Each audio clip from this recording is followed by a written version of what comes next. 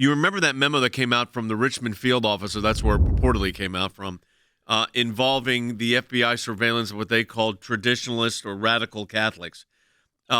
This created quite a stir up on Capitol Hill because the idea that you would be targeting a religious group because you don't like their views is certainly against what the First Amendment says. But the way the FBI tried to cabin this was saying, hey, look, this is just one field office, one memo. Well, your FBI wrote a memo talking about radical traditional Catholics. I'm just wondering if you could define it for us. Well, what I can tell you is you're referring to the Richmond product, which was a single product by a single field office, which as soon as I found out about it, I was aghast and ordered it withdrawn and removed from FBI systems. He says, and what this actually means. Well, what I can tell you is you're referring to the Richmond product. That's FBI talk for this was a product that originated and only was involving Richmond, Virginia field office, which was, by the way, problematic in and of itself. Then he said it was a single product in a single field office. Neither one of those are true. So those are false statements. He found out about it. He was aghast and ordered it withdrawn and removed from the FBI system. So let's just put out the facts here.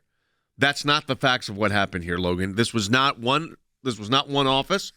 It was multi-jurisdiction, and it was a national coast-to-coast investigation. This was a very targeted attack on Christians, and specifically on Catholics, due to things like their pro-life views, due to issues that you hold near and dear to your heart, but for some reason, the FBI feels like that you can't even think them, much less talk about them. And of course, we find out that, of course, it's not just one field officer.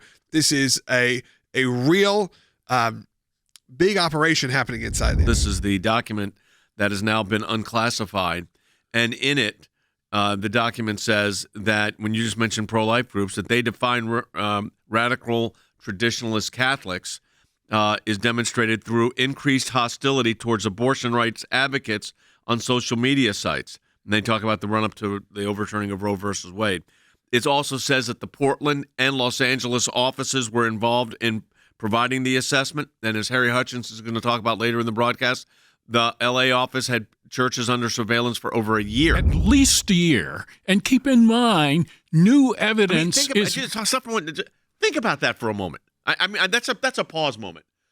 A year, at least a year, they are surveilling churches. They have taken their marching orders from left-wing ideology groups, such as the Southern Poverty Law Center and others, who now claim that if you're pro-life, if you are a traditionalist Catholic, this means that you are nothing less than a white supremacist who's prone to violence. If you were reading the definition of what they call traditional Catholics in these memos, you cannot even believe the federal government's writing this stuff.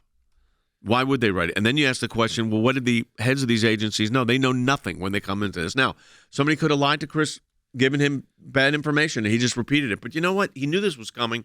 He should have double verified it. And then when they found out that wasn't the case, you know what he's supposed to do? Correct the record.